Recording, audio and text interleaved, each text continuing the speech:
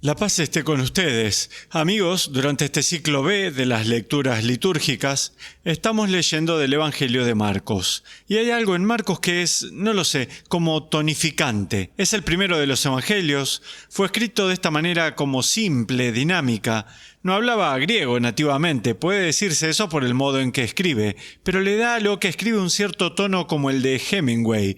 Y lo verán en su estrategia narrativa, siempre hay algo, yo diría, rápido y enérgico en él. Bueno, la historia de hoy es una que obviamente los primeros cristianos adoraron porque aflora de formas diferentes en los 4 evangelios. La historia de la calma de la tempestad.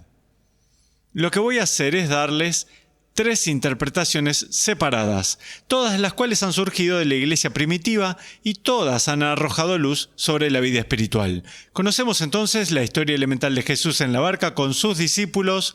Se desata la tormenta, Jesús está dormido en la popa de la barca, los discípulos entran en pánico, lo despiertan. Una vez que se despierta, Él calma la tormenta y les dice: tienen poca fe. Allí está entonces la estructura básica de la historia. Permítanme darles entonces mejor dicho, 3 interpretaciones de esto. Cada vez que hablamos de Jesús y los discípulos en una barca, estamos hablando de la iglesia, la barca de Pedro.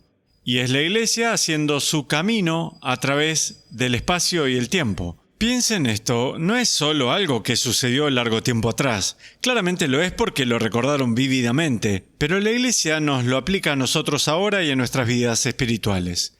Es la iglesia haciendo su camino a través del espacio y el tiempo.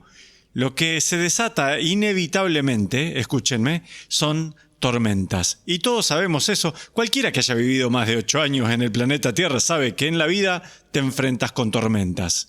Oposición, dificultad, crítica, fracaso, temor, lo que sea. Y entonces la iglesia, lean hasta el relato más breve de la historia de la iglesia. ¿Qué verán? Borrascas y tormentas que estallan y amenazan la barca de Pedro. Los discípulos están asustados. Bueno, comprensiblemente. Lo he dicho muchas veces, el antiguo Israel temía al agua. No tenían muy buenos barcos para navegarlas, efectivamente el mar abierto era un símbolo del caos. Bueno, aquí el mar de Galilea, que es relativamente pequeño, pero se transforma como en mar abierto, porque la borrasca aparece y dicen, ya que estamos, que esto sucede en el mar de Galilea y dado el patrón del clima y lo demás y el modo en que se conforman, estas tormentas pueden ser extremadamente violentas. Agua tormentosa. Regresamos a la página 1 del libro del Génesis, el tohu vabohu, el caos acuoso primigenio, siempre representa lo que se opone a las intenciones de Dios. Así que aquí estamos. La iglesia haciendo su camino a través del espacio y el tiempo, enfrentando tormentas.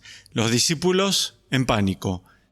En la parte trasera del bote, Jesús profundamente dormido. De acuerdo, ¿qué está sucediendo aquí? Primero que nada, ¿cómo podría el hombre estar profundamente dormido en la popa de un bote pequeño mientras se desarrolla esta tormenta? Esta es una interpretación. El Cristo dormido representa, escuchen, el lugar de seguridad y paz. Cristo viviendo en nosotros, como lo expresaría Pablo, que nos da tranquilidad, incluso en medio de las peores tormentas. Ellos entran en pánico, pero Cristo está dormido, serenamente dormido. Hay un lugar en ti, en mí, en el centro del alma, si se quiere, el lugar en el que estoy siendo creado aquí y ahora por Dios.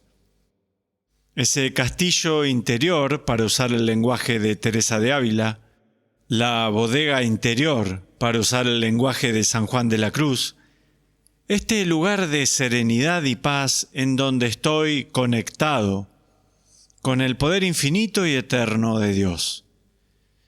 Los santos no son aquellos que nunca confrontan problemas. Quiero decir, todos los santos sobre los que he leído enfrentaron borrascas, pero todos tenían en ellos este sitio de calma y de seguridad y paz que les permitía, una vez que Él se despierta calma la tormenta. Así sucede en nuestra vida espiritual, si podemos acceder a ese lugar. Y se da a través de la oración, se da a través de la meditación. He conocido a gente así en mi vida, gente santa, que aun cuando están en medio de una frustración terrible y oposición y temor, tienen sin embargo esta serenidad interior. Esa es una forma de interpretar al Cristo que duerme, y Él se convierte en el sitio en el que las tormentas se calman. No quiere decir necesariamente que desaparezcan, sino que puedo superar y hallar paz incluso en medio de una tormenta. De acuerdo, esa es la interpretación número 1. Esta es una segunda que también surge a partir de los padres de la Iglesia. De cierto modo es la opuesta, pero tal como ocurre a menudo en la vida espiritual, los polos opuestos son más como tensiones creativas. Aquí va entonces otra forma de mirarlo. Los discípulos en la barca con Jesús, esa es la Iglesia, que hace su camino a través de las aguas tormentosas del espacio y del tiempo, de acuerdo a lo mismo. ¿Por qué tienen tanto miedo? Bueno, en esta interpretación, la segunda, es porque han permitido que Cristo, dentro de ellos, se duerma. Así que estamos observando esto desde otro ángulo, otro modo de interpretarlo. Han permitido que el poder espiritual que está en ellos, que se vaya a dormir. No están más atentos, no están alertas espiritualmente. Si se quiere, este es el peligro en nuestro secularismo contemporáneo.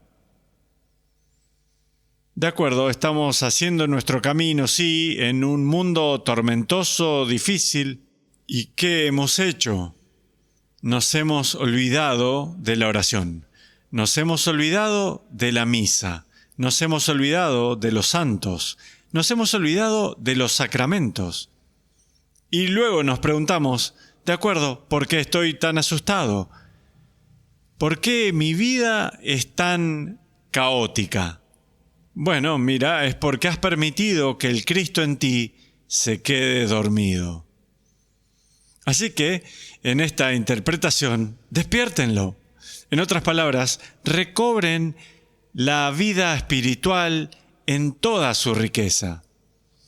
Saben, he escuchado esto a través de mis años de ofrecer dirección espiritual y lo demás. Padre, no lo sé, mi vida está como en ruinas, es un desorden, tengo miedo todo el tiempo, tengo ansiedad y depresión, mi vida no está yendo a ningún lado. De acuerdo, ¿estás asistiendo a misa? No, no he asistido a misa en 25 años. ¿Rezas a diario? No, en verdad, no he orado por años. ¿Qué tal el rosario? Sí, cuando era niño lo rezaba, pero ni siquiera ya tengo uno. ¿Lees algún libro espiritual? No, simplemente hago en la práctica lo que me surge hacer en el momento. ¿Y te preguntas por qué estás sufriendo depresión y ansiedad y no encuentras sentido? ¿Te preguntas por qué estás atrapado en las tormentas de la vida y no tienes lugar al que volverte? Has permitido al Cristo en ti que se quede dormido. Noten ahora, en esta interpretación de la historia, cuando lo despiertan, inmediatamente Él calma la tormenta. De acuerdo, así sucede también en el orden espiritual. Cuando nos reconectamos con Cristo, cuando le prestamos atención al Cristo interior, las tormentas se calman. En la primera interpretación, Él representa ese lugar de serenidad y paz. Del otro lado podemos interpretar que dormir es un problema que tenemos y necesitamos levantar y despertar al Cristo que tenemos dentro. ¿De acuerdo? Esta es la tercera interpretación. Esta es como menos moralista, es más mística, diría. Las aguas tormentosas, como digo, el tohu vabohu, es todo lo que nos asusta, es todo lo que se opone a Dios, es el poder de la muerte. ¿A dónde va Jesús cuando entra en nuestra condición humana? Va hasta lo más bajo. Así que en esta interpretación, Jesús en las aguas tormentosas no nos pontifica desde lo alto, sino que en la encarnación recorre todo el camino descendente para unirse a nosotros. Sí, Él está junto a nosotros en el tohu vabohu del pecado y la enemistad y la soledad y sí, la muerte misma. Piensen aquí, Jesús dormido en la popa de la barca. Es como si hubiera ido debajo del agua. Es como si hubiera permitido que el tohu vabohu lo abrume. Y eso es exactamente lo que sucede en la cruz. Es Jesús que toma sobre sí todas las tormentas de la disfunción humana, pero toma sobre sí también ese temor espantoso a la muerte y luego la muerte misma. Permite él mismo quedar abrumado. ¿Pueden ver en esta interpretación mística Cristo dormido en la popa de la barca? Bueno, ese es el Cristo muerto que está dormido en las profundidades de la tierra. Ese es Cristo luego de su muerte en la cruz. ¿Qué significa este Cristo que se despierta? Despiértate, tú que duermes. Despiértate. Este es Cristo resucitado ahora de la muerte, que habiendo ido como si fuera bajo las olas, permitiendo que las olas lo pasaran por encima, ahora resucita y dirige las olas, dirige los mares y los calma. ¿Acaso la resurrección no representa la victoria de Dios sobre el tohu vabohu? Sí. Este existe por toda clase de razones. Somos responsables de él en cierto punto y lo entiendo. El tohu vabohu existe. Pero nuestro Dios ha descendido todo el recorrido, permitiendo incluso que lo abrumara. Pero luego, resucitando del tohu vabohu, Él ahora regresa en directo al Génesis. Recuerdan que dice, el Espíritu del Señor sobrevolaba la superficie de las aguas. Bueno, aquí está Jesús resucitado, sobrevolando la superficie del tohu vabohu. Victoria. Es Cristo el victorioso. ¿De acuerdo? He ofrecido 3 interpretaciones de esta gran historia y eso es parte de la sabiduría de la Iglesia, que ha extraído estas 3 ideas diferentes de esta representación icónica de la vida cristiana. La primera, encuentren ese lugar de paz en ustedes, donde Cristo está dormido incluso en la tormenta. La segunda, si han dejado que Cristo se duerma, pues despiértenlo, reconéctense a la vida espiritual. Luego, por fin, y más importante, encuentren consuelo y alegría y vindicación en el Cristo que ha descendido todo el recorrido, pero que luego resucita para convertirse en el comandante de las olas. Él es el Señor por sobre el pecado y la muerte, y encuentren su paz en Él. Y Dios los bendiga.